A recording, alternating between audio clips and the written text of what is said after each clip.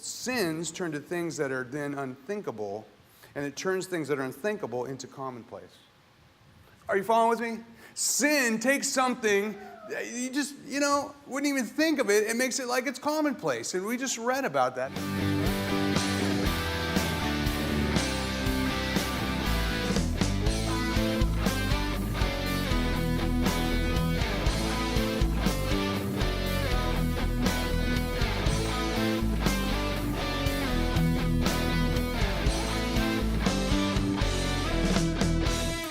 Lord, thank you for the blessings and just that we're here together today, Lord.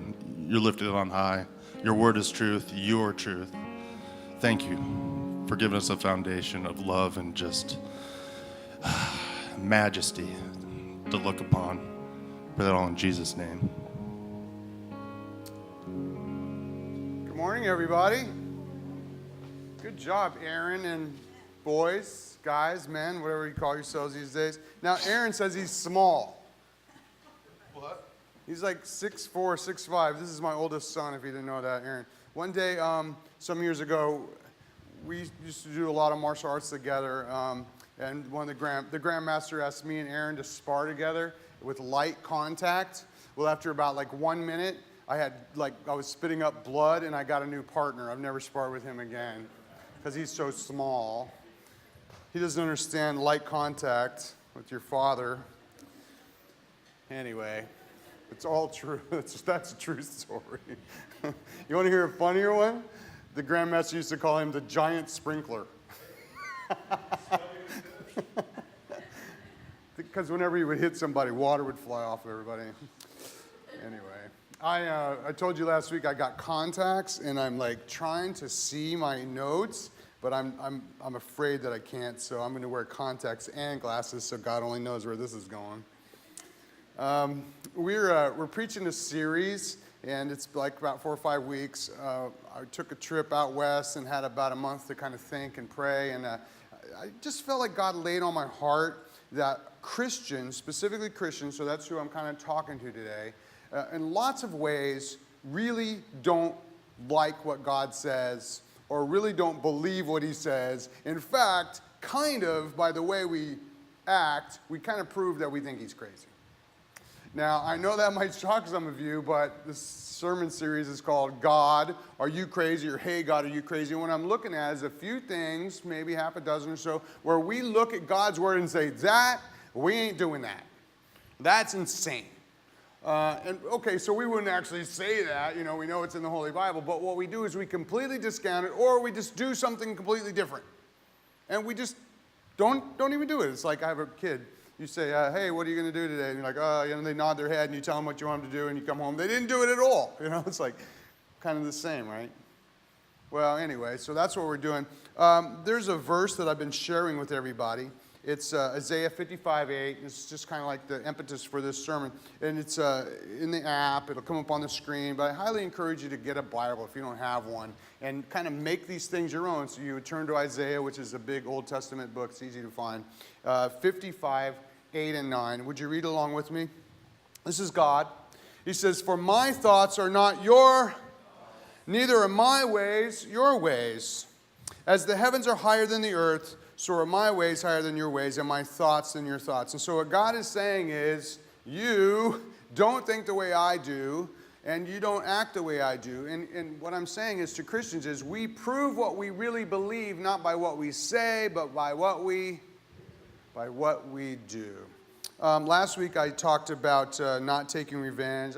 I'm not even sure that was a good sermon. Some people really liked it, some people didn't. But anyway, it's online. Harvest Dayton is our website.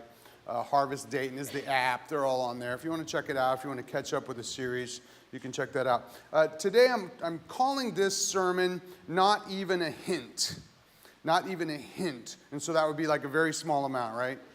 So many years ago, I went up to Lake Erie with, I was called to do a retreat up there. We had a bunch of young people, and I've told this story before, but we're trying to figure out how to shock them a little bit. It was a big inner city church, and they had buses of kids. And of course, the pastors are saying we got a lot of sexual immorality, we got a lot of problems, a lot of kids showing up pregnant, in the youth group. And I said, well, let's think about it. And so what we did is we came up with kind of an illustration to kind of freak them out. So we all drove up to Cedar Point. The first night we get there, we just everyone's tired, so we sit them all down in this auditorium, and this guy comes in to make brownies, just brownies. And he's like talking about his grandmother's special recipe and his grandmother's special ingredient, and everyone's like, why are we doing this? Anyway, at one point he whips out this baggie, which has his grandmother's special ingredient, and it's clearly dog manure. It's like a dog turd. And he dumps it in and starts grinding it up. So the rest of the week, I preach about the fact that we should not even have a hint of sexual immorality in our lives. And so it comes out of this verse. It's Ephesians 5:3. And God says, but among you, there must not even be a hint of sexual immorality or of any kind of impurity or of greed, because these are improper for God's holy people. And so anyway, it was kind of fun. We're talking about, they don't want to eat dog manure. But you don't even want it like rubbed around on there, right? You don't want it near your brownies at all. And so today what I want to do is I want to talk about sex. It's going to be a little awkward. I know I did it a few weeks ago with the whole marriage and, kind of how we do marriage and how we do family. This is a little bit different, so it's not the same, so hold on. But what I want to do is, first of all, just say this. Sex is not a surprise to God. In fact, He invented the whole thing. It's not dirty. It's not nasty. It is actually a gift. It's a gift. And I'll just kind of leave it there because we got young kids in the room. But no other creature in God's design can go together with another creature and create in God's image a child. A child is created in God's image and also, of course, the father's image and the mother's image. And then, of course, has a soul. So we come together with sex and create with God's work another human being that has a soul that can honor God. Are you guys with me so far? And so it's designed to be guarded by a covenant. A covenant is always sealed by blood. I'm not going to get into that today, but marriage is a covenant. It's sealed by blood. And it's also to be honored and to protected by the Church of Jesus Christ. What did I just say? It's to be honored and protected by the Church of Jesus Christ, which is His bride. But here's the thing. Sex is one of Satan's greatest playgrounds. It's one of the demon's greatest playgrounds. They love to defile what God has made. If you know anything about God, if you know anything about the church, I can tell you, you'll know that what happens is God makes something, and it's holy, and it's pure, and it's righteous, and then demons want to defile it. And so anyway, he loves it. Satan loves it. Demons love it when the church stays out of it. When the church doesn't talk about it. When the church ignores it. So we're not going to do that. Let's go back, way, way back. I just want to take you on a little walk to remind you of a guy in the Bible, which a lot of people would know. His name was Abraham. I'm going to tell you a story today kind of about Abraham, but really mostly about one of his nephews, whose name is Lot. So Abraham means exalted father, if you didn't know that. And God changed his name to Abraham. So it was Abram, he changed it to Abraham, which means father of many. So if you know that, God comes to this guy who's childless, his wife is childless. He says, you're going to have a child in your old age. You're going to be the father of many. It's going to be incredible. And then he has him make a covenant. God makes a covenant with him, and that's the beginning of what we call Israel, or God's people. And the covenant was sealed with blood, which was the Abrahamic covenant, and he sealed it with circumcision. We won't really go too far into that today, but that's kind of what happened. So he has a nephew, and his nephew's name is what? Lot. Okay, so you guys are new because I said it. And Abraham and Lot were very blessed. God blessed the whole family of Abraham, who he now has this covenant with, even though the child has not come over years and years and years, and all of his children and all of his nephews and nieces, they're all very blessed. So they get so blessed, in fact, that his nephew has to go off and live somewhere else. So they decide, they have so many flocks and so many animals that they'll separate. Are you still with me? Okay, so if you know anything about the Bible, you know kind of where I'm going. So what happened is they start looking, and Abraham basically says, okay, Lot, where do you want to go?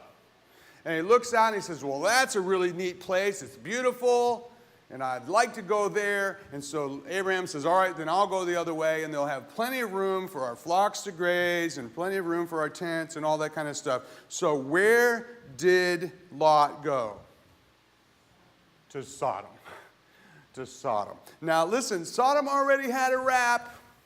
They already kind of had a rap, but it was beautiful. It's kind of like Las Vegas. We know it's a rap, but you know, it's kind of beautiful, right? And so we kind of do it anyway. And so Lot, who has at least 10 righteous family members, takes off and he goes into Sodom. Now, this is kind of where our story picks up. Abraham, years later, is again visited by God incarnate. So God appears to Abraham, and he kind of walks up to him with a couple of angels. And we're like, whoa, that must be like, whoa. But it's like a pre-incarnate Jesus somehow. And I know you may not know this, but the Bible doesn't really talk about angels the way we see them. They often produce themselves as people. And they walk into your life. And the Bible says that many of us have entertained angels unaware, that we don't know it. So just kind of take that is kind of a picture here. They probably kind of walked up looking like men, just like Jesus at one point walked up in the presence of us. It would look like a man, but he was still God. Okay, so the angels are with him. They tell Abraham again, you know, Sarah's going to have a child. In fact, even though you've been waiting this whole time and you've messed up a bunch of times, she's going to be pregnant when we come back next year. You'll already have a child. And so they said they're going to come up again. And then the Lord just does something very interesting. He says, I'm going to take off and leave. And then he stops. He stops. And he says to himself, should I keep it a secret from Lot what I'm going to do? Kind of curious, God asks himself, should he keep it a secret? Obviously, he knows what he's going to do. But what I want to do is I want to read the account of kind of what happens between Abraham, and God. And it's in Genesis 18. I'm going to read several verses. So I'll start at 16 and I'll read through 24. Would you read along with me? Then the men of God, that would be the angels and God, got up from their meal and looked out towards Sodom. As they left, Abraham went to be with them, Abraham went to send them on their way. And God says, should I hide from Abraham my plan? The Lord said, for Abram will certainly become a great and mighty nation, and all the nations of earth will be blessed through him. I have singled him out so that he will direct his sons and daughters and their families to keep the way of the Lord by doing what is right and just. Then I will do for Abraham all that I have promised. Reading again, verse 20. So the Lord told Abraham, I have heard a great outcry from Sodom and Gomorrah. Now, right there, Abraham would have known that his nephew lives in Sodom, because their sin is so flagrant. I'm going down to see if their actions are as wicked as I have heard, and if not, and I want to know. The other men turned and headed towards Sodom, but the Lord remained with Abraham. Abraham approached him and said, will you sweep away both the righteous and the wicked? Suppose you find 50 righteous people living there in this city. Will you still sweep it away and not spare it for their sakes? And so there's a lot of verses here, but let me kind of give you a picture of kind of what's happened without reading them all. So God says to Abraham, I'm going to destroy this place if I find the wickedness. And I guess Abraham kind of knew it was true. Maybe he had heard. And so then he says, now wait a minute, my nephew's there. There's a lot of family there. So he starts to question God. God, would you destroy the city if there were 50 righteous people? And God says, okay, no, I wouldn't. I wouldn't destroy it if there were 50 righteous people. So then Abraham says, Lord, I know I've already asked you a question. I probably shouldn't ask you a whole lot more questions, but if you wouldn't mind, could I ask you one more? And God says, sure. And he says, what if there's only 45? Well, there's only 45 righteous people. I mean, wouldn't you just relent and not destroy the city? And so God says, yes, I would. And so then he goes, what about, God, if you don't mind, I'll just be like 40 people? What if there's only 40 people? And then he goes down, he says 30 people. Then he says 20 people. And eventually he says, if I could, Genesis 18, 32 and 33, finally Abraham said, Lord, please don't be angry with me if I speak one more time. Suppose only 10 are found there. And the Lord replied, then I will not destroy it for the sake of the 10. Remember how many righteous people Lot took with him? At least 10. At least 10. So if they're still there and they're still righteous, they will not be destroyed. And when the Lord finished his conversation with Abraham, he went on his way, and Abraham returned to his tent. Well, that's kind of the setup for what we already know happens, right? But I'm actually going to read to you, it's probably been years since most of us have read this account of God encountering Sodom and Gomorrah. I know we all know the ending, but this is kind of what happens as the two angels, and God obviously is there as well. Genesis 19, and I'm going to read 1 through 17, so bear with me. It's a lot of reading with context and glasses. That evening, the two angels came to the entrance of the city of Sodom. Lot was sitting there, and when he saw them, he stood up to meet them. Then he welcomed them and bowed his face to the ground. My lords, he said, come to my home to wash your feet and be my guests for the night. You may then get up early in the morning and be on your way. Oh, no, they replied, we'll just spend the night out here in the city square. But Lot insisted, so that they went home with him. Lot prepared a feast for them, complete with fresh bread made without yeast. If you know anything about the scripture, made without yeast is a symbol of being without sin. And so it says they ate. But before they retired for the night, all the men of Sodom, young and old, came from all over the city and surrounded the house. They shouted to Lot, where are the men who came to spend the night with you? Bring them out to us so we can have sex with them. So Lot stepped outside to talk to them, shutting the door behind them. Please, my brothers, he begged, don't do such a wicked thing. Look, I have 2 virgin daughters. Let me bring them out to you, and you can do to them as you wish. But please leave these men alone, for they are my guests and under my protection. Now, I know all the women are like, what did he say? Just give me a minute. Lot had too been defiled. And what he was saying and what he was doing was not all right. I believe we're now at verse 9. Stand back, the city men shouted. This fellow came to town as an outsider, so they're saying Lot is an outsider, and now he's acting like our judge. We'll treat you far worse than those other men.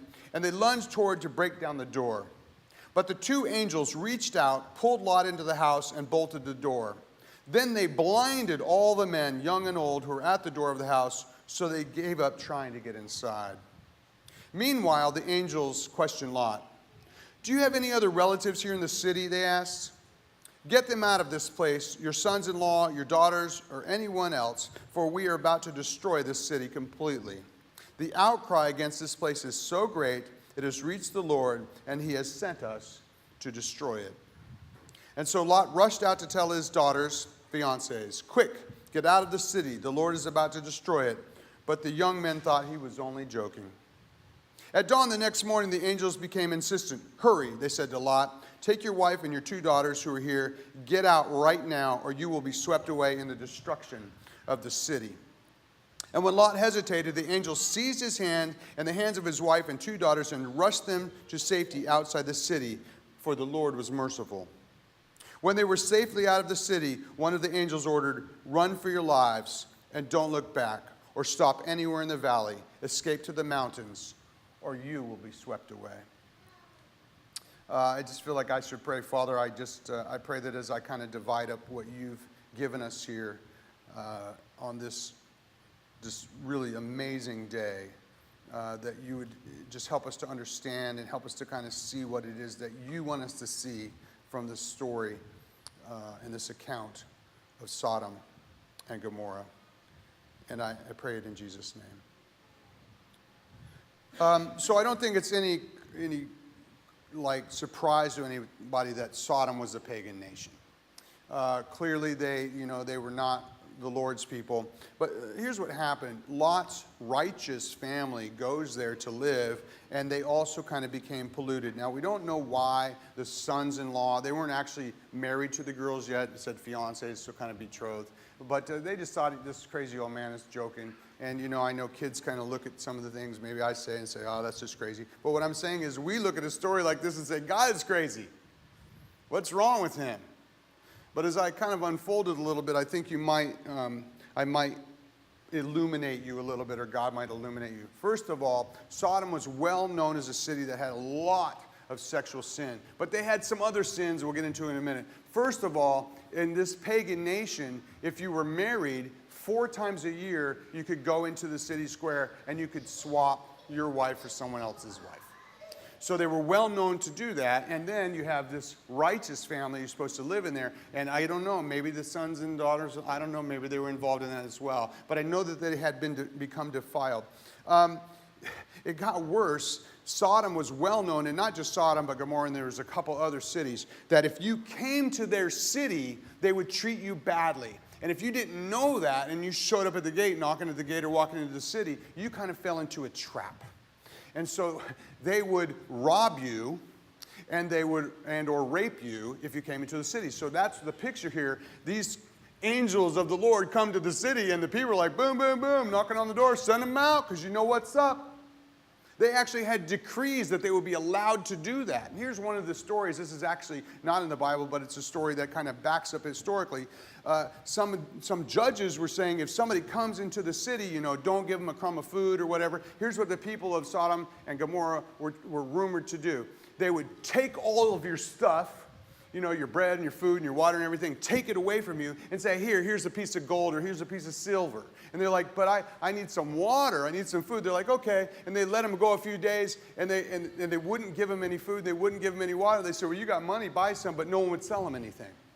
So in the end, they basically had nothing, right? And then, of course, they would take the gold back, and they'd wind up killing him. It was just craziness, but that's kind of what's going on. And so in the book of Yashar, which actually used to be part of the Old Testament, is no longer in there, so it's not canonical, I'll tell you that. But it tells about these 4 judges in these cities who were so horrible.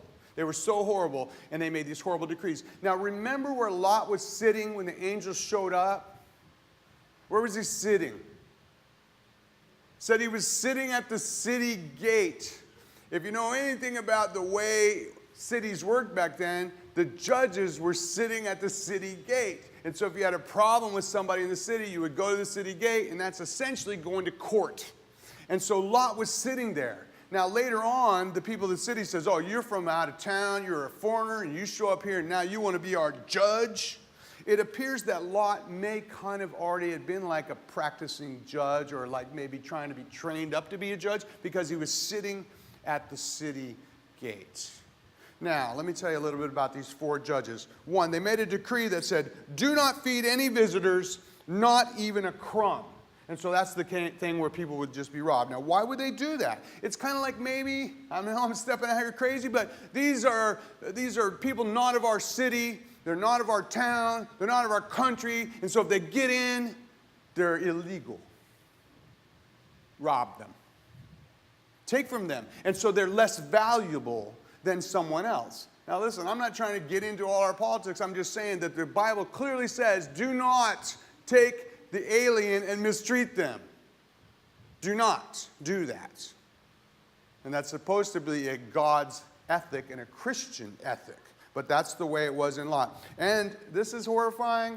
I know this is horrifying. When I read this, I couldn't believe it. So I did a whole bunch of research to make sure that I was correct. But I'm telling you, one of these judges made a decree that if some man came into the city, be tall or short, either one, that they were allowed to have these beds in the city square.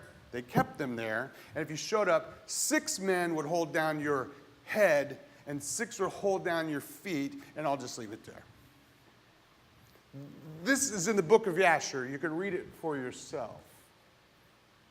In the Talmud, of course, it's a Jewish writing, if you know anything about Talmud, there's a story of Sodom, and there's a bunch of stories, but one of them is a story of 2 women who fed a guy who was hungry and poor. And so the story goes on, they secretly gave this person some food, and then it was found out. And so one of them was martyred like right away.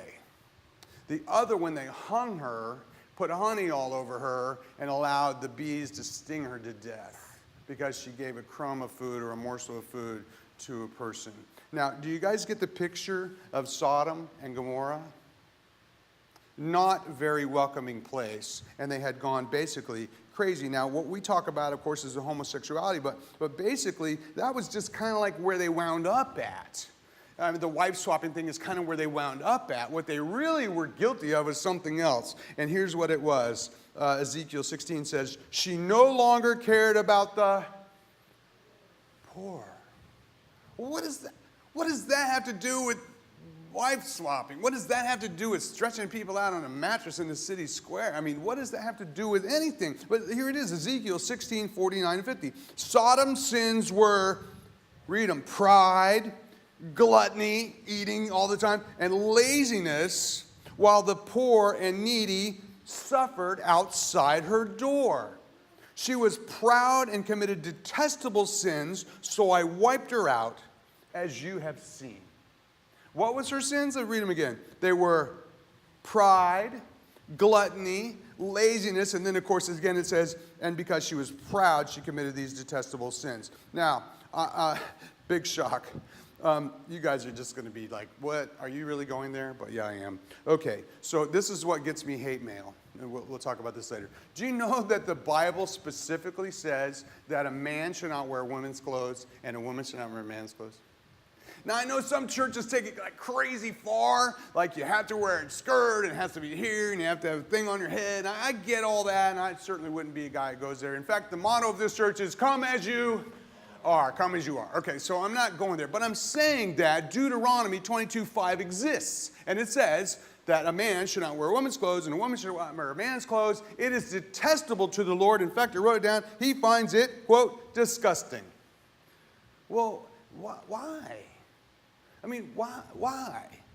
I just don't, you have to kind of go and say, what is he trying to say here? Is he trying to say that it's going to lead to something worse, that leads to something worse, that leads to something worse? Because that, I feel, is like what happened in Sodom. First, you don't care about the poor, right? Your pride, you're gluttonous, you're lazy, and then it kind of leads to this, and it leads to this, and pretty soon you're so ridiculous that we read about it thousands of years later and go, these people are ridiculous, but they couldn't even see it for themselves. Maybe that's what happens. I don't know, but I know this, that it leads to somewhere, because we've had places like Greece who did it, and they wound up being destroyed. We have places like Sodom and Gomorrah, which we know were destroyed. We have places that are even a little bit more modern, like Rome, and they did it, and they were destroyed.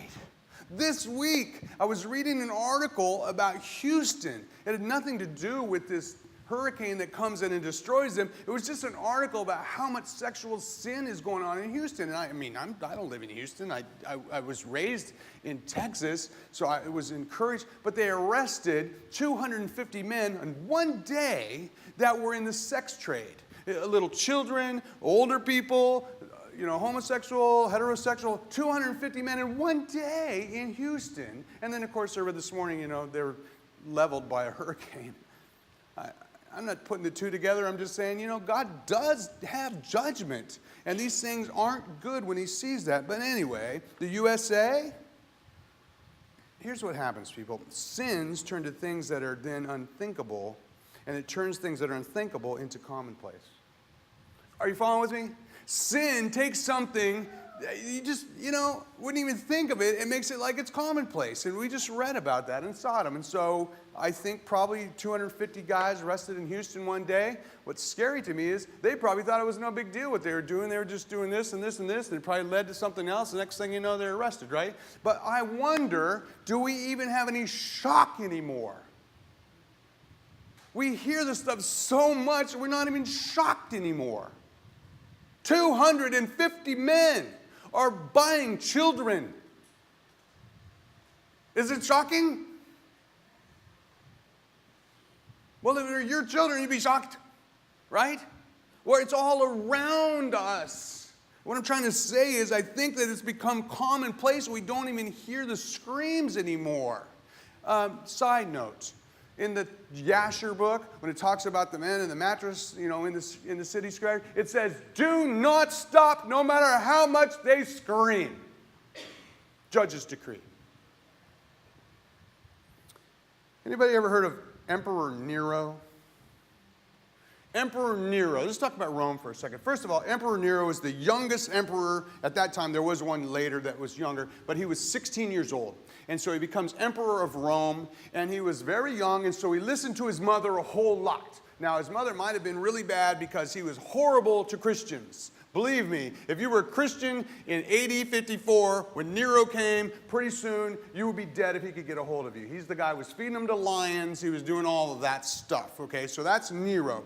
Nero eventually gets married. He's married this woman, and we don't know a lot about her, but we do know that he kicked her to death. He did what? He kicked her to death. But it didn't really bother him that much because he had this little guy who he used to hang around with all the time who kind of looked like his wife.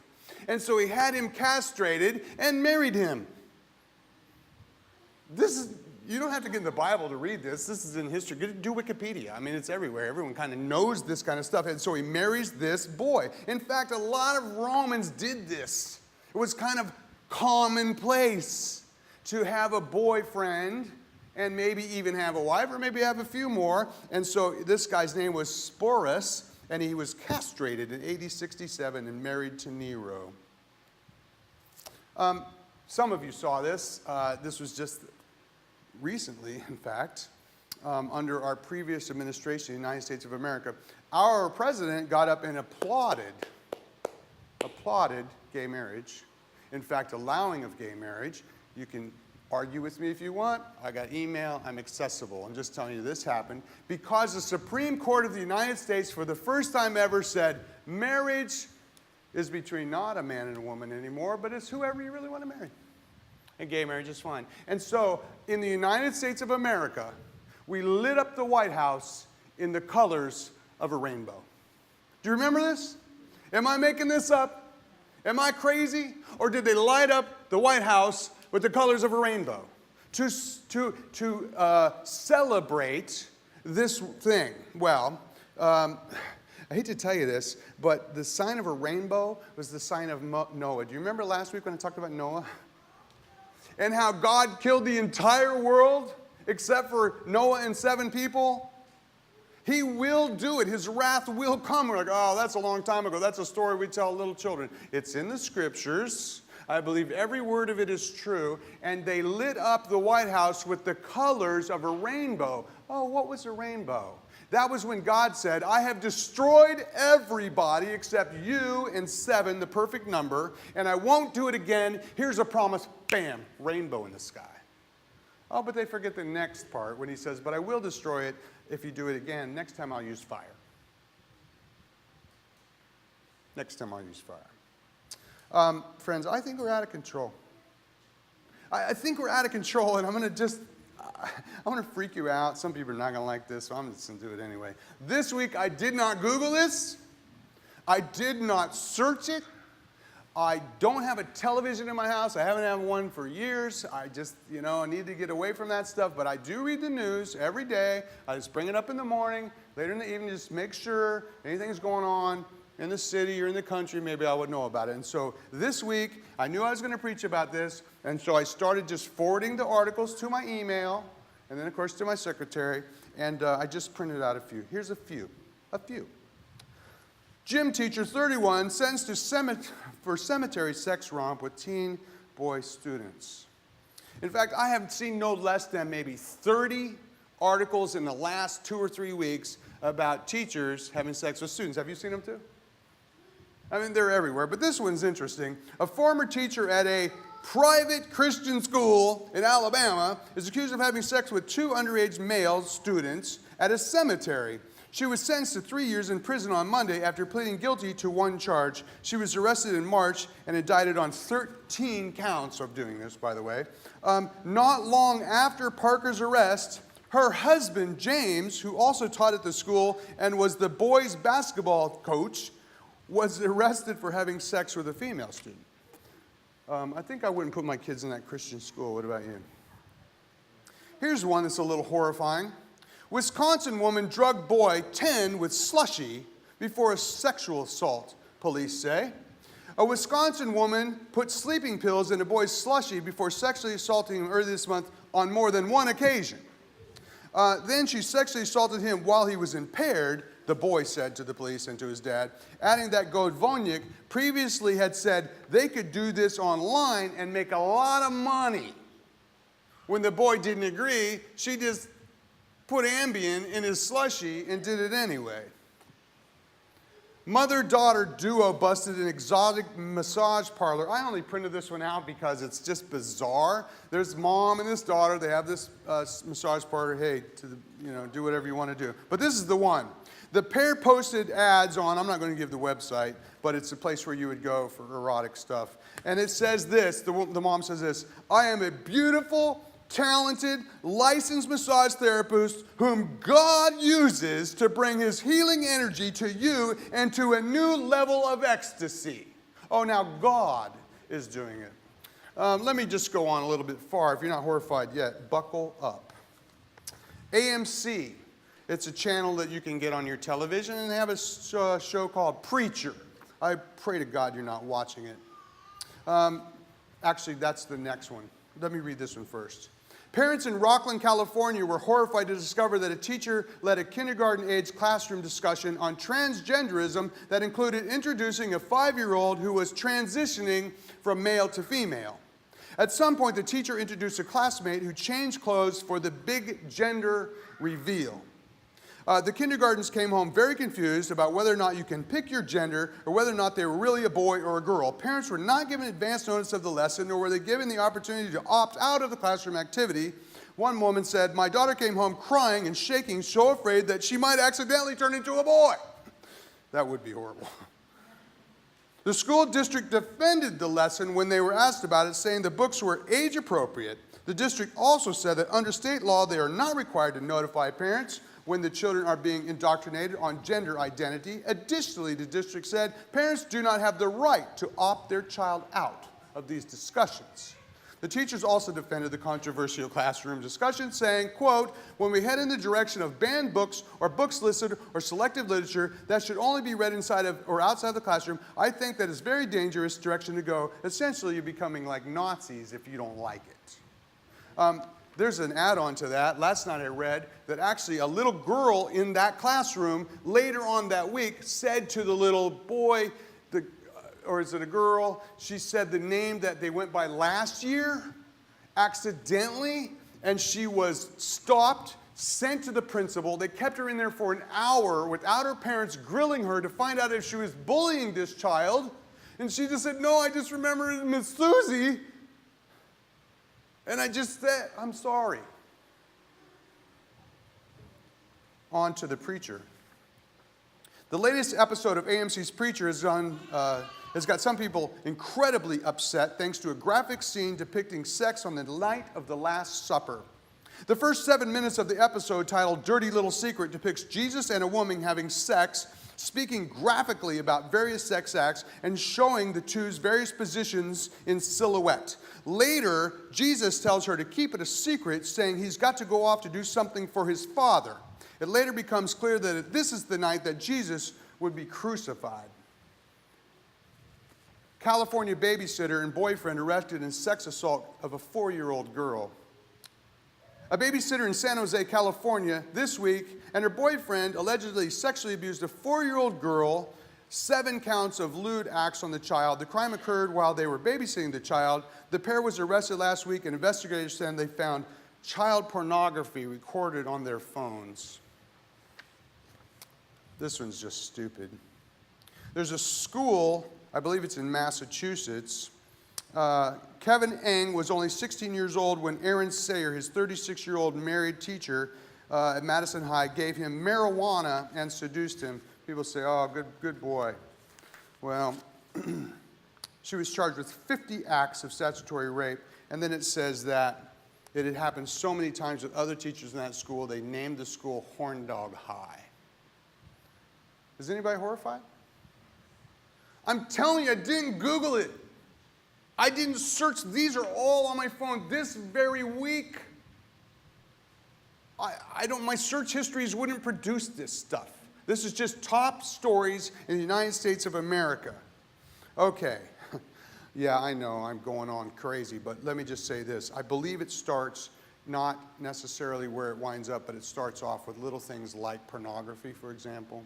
It starts off with little fantasies that we have in our head, and like I said, then it kind of becomes like crazy and then becomes commonplace. Did you know this? That the most popular website in the world, is not Google.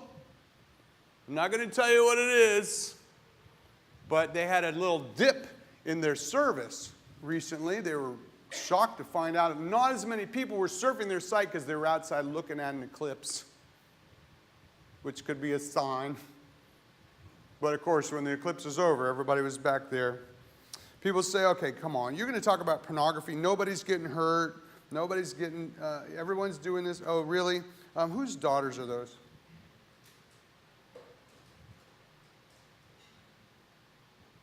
I got 6 daughters. I don't think it's funny. I don't think it's nothing that nobody's getting hurt. Did not Jesus say this? If you even look at a woman lustfully, have you already committed adultery in your heart? Did he not say that? Well, they're there of their own free will. Really? I don't know anybody in the whole world that wound up somewhere like that of their own free will. The truth is there's probably some sexual assault in their lives. There's probably some rape. I have read this stuff. I've discovered a lot of things that I didn't know when I was young. And I don't have virgin eyes, okay? I've been around the world before God knew me. I'm just telling you that I don't think it just happens like that. But some people say, well, it's not a big deal. And I say, well, let me just throw this out there. In Mexico, in the last couple of years, 50,000 people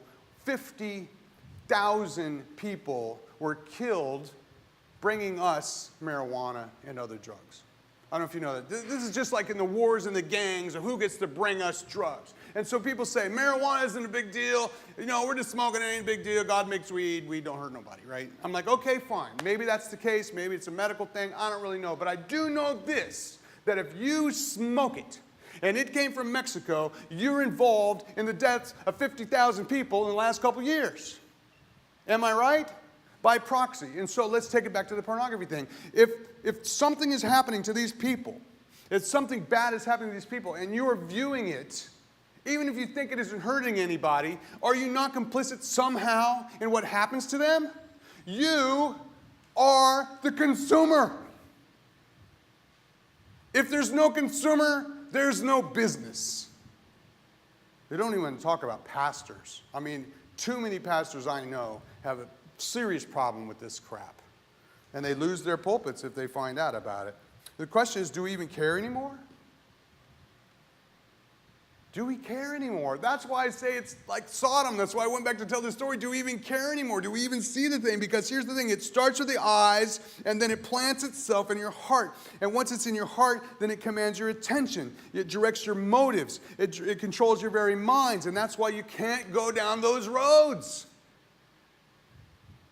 I don't have time for this. I'm going to skip this. But let me just go on to what really gets me hate mail. Always, every time. So you guys, it's Pastor Jim at harvestdayton.org. Romans 1 says that the men do all this crazy stuff, but after the men do it, then the women do it too. And so it starts with the man, and I could go all the way backwards. I don't have time to show you where God says, you know, Abraham will be a guy who will lead his family in the right way, and his children will follow and follow. I don't have time to get into that, but it starts with the man. It leads into the women. In Romans 1, it says, you know, the men did this stuff, and then the women exchanged, you know, their bodies and did things they shouldn't have done. And how does it start? Well, with women, I think it kind of starts with just like a lack of modesty, maybe. Something kind of happens in the mind. You can hate me if you want, but this actually happened to me. We used to have a program called the Princess Program, where we took like the roughest girls we could find in Dayton, and we kind of helped them, and they went through a program, and then we took them out in a limo and a 4-star dinner. It was really cool. But I would always go and give a speech to them about kind of the way men think and try to help them, right?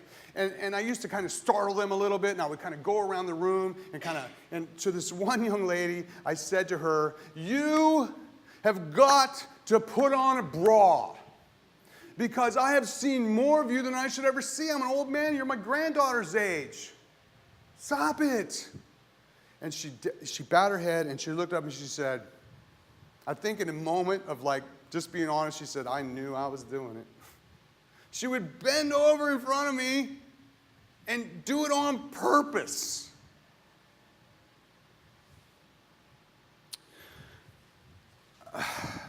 I don't know, maybe it's attention seeking, maybe it's something worse, but I'll just give you these words for women, godly women. 1 Peter 3:3-5. Don't be concerned about the outward beauty, the fancy hairstyles, expensive jewelry, or beautiful clothes. You should clothe yourselves instead with the beauty that comes from within, the unfading beauty of a gentle and quiet spirit, which is so precious to God. This is how the holy women of old made themselves beautiful. They put their trust in God and accepted the authority of their husbands.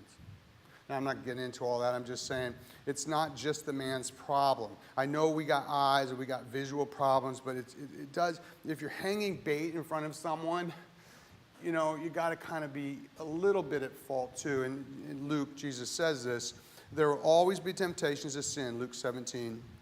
But what sorrow awaits the person who does the tempting? It will be better to be thrown into the sea with the millstone tied around your neck than be caused one of these little ones to fall into sin. So let me just take the other picture with the young lady. What exactly is she trying to do? Is she trying to make a pass at her? I mean, exactly what is happening?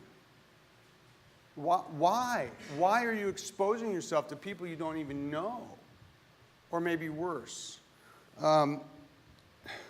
1 Timothy 2:9, and God says, I want women to be modest in their appearance. They should wear decent and appropriate clothing and not draw attention to themselves by the way they fix their hair or by wearing gold or pearls or expensive clothes. Band, you guys can come up. It sounds kind of like I'm picking on the women. I'm really not. I'm just saying that this is so subtle. It seems like it starts so subtle, but then it winds up in God's wrath and God's judgment on a nation. And it starts subtle here, but it's not subtle anymore. Now it's become a beast that's eating us and killing our children, and it's ravaging our minds. And we're like, Let me go back and say it again, Ephesians 5:3. But among you there must not even be a hint of sexual immorality or of any kind of impurity or of greed, because these are what? Improper for God's holy people. They're improper for God's holy people. Let me just leave you with this. Men, are you setting an example in your home? I used to have subscriptions to magazines before the internet, and I had big stacks of them. I was proud of them. I'm so sad, you know, that I had that kind of thought process. I mean, it's 30 years ago, but still I'm sad about it, because where it takes you just is not right. Women, are you leading godly lives in front of your children? Are you leading lives that your husband would say, this is my wife, and I'm proud of her and the way she goes about life? I mean, it goes both ways, doesn't it? We both have to do that. Are you practicing sexual immorality? Are you even enjoying sexual immorality? Other impurities, greed? These are not proper for God's holy people. Father, Lord, I just pray for our nation. Pagan nations do what pagan nations do, and you can't stop it, you can't even slow it down, but we're supposedly a Christian nation. And I think, God, we need a revival. We need the hearts of men and women changed. We need the church to stand up and say, we're not involved in this stuff. We won't be involved in this stuff. And we're going to call it out when we see it. Lord, help us to be a place that's welcoming people with any kind of situation, but also a place that's just really kind of unforgiving about the sin that's so prevalent, and help us to be a place where we can help with that stuff. Lord, we love you. We're confused by all this, but we love you and we need you. In Jesus' name I pray. Amen. Would you guys stand with this?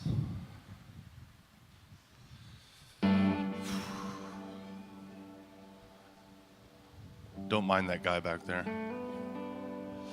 I'm sad. It's saddening. There's not one person in this room that is without fault. Complacency.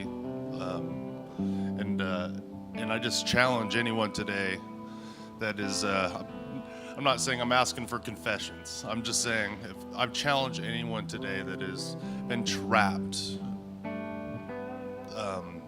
by temptation or just thoughts, and just that you today look to the God that made you and just say, I'm done with it. Help me. I'm done with it. And get out of that pit that just degrades the family, just destroys lives. I've been doing ministry for a long time. I've seen a lot, I've heard of, there's a lot of ungodly stuff happening inside churches. Stop.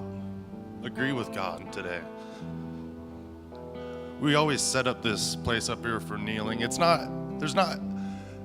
the one with the power, but he asks us to respond. So if you need to get alone and have someone pray with you, or just take a step towards a different life, to agree with God, you don't have to have all the answers. Just take the time and the willingness to let God work on you and be different, and not settle for what the world is now saying is appropriate and is good. I heard someone say that the earth is modest. She likes to be covered up, and it's talking about permaculture. And I always thought it was funny. It was like, why does the earth modest? Why does it like to be covered up? And he's like, because it leads to erosion. God doesn't want us to be eroded, and that's what this does. The rain and the wind comes, and it just erodes us because we're not covered up. I'm not saying always in clothing, but with the Word of God and His truth, and standing on that foundation, we just get swept away. But today could be a new day for you. Leave behind those regrets today.